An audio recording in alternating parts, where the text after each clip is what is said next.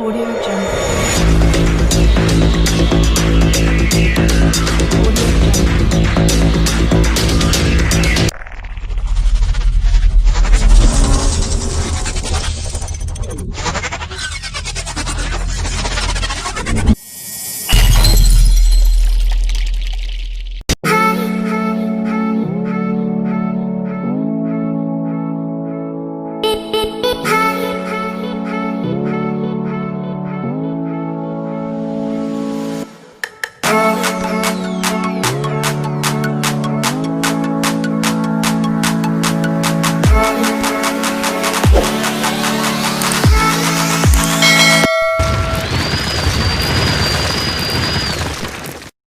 Welcome to my vlog. So now we will teach you how to do SIP address and SIP back to zero SIP address, remove SIP address.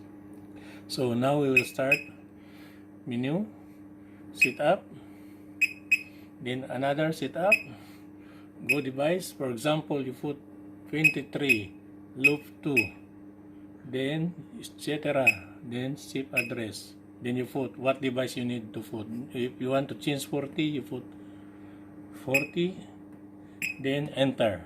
Okay? So this is for example only. So I will quit. Now this one, if you enter the device 23, SIP address 40, so become the address 40. After that one, you can allocate, and then after you check again by digital. So now, for example, now the device is already 40. You make the for example, you are mistake for putting the device, so you need to again to SIP address 0 to delete. So go back, set up, then device, put 40, loop 2, then SIP address to 0, then enter. So the device 40 return back to 23. So I will not enter because I will enter this is only for example. Okay, quit. Okay, that's it. So I will repeat: set up,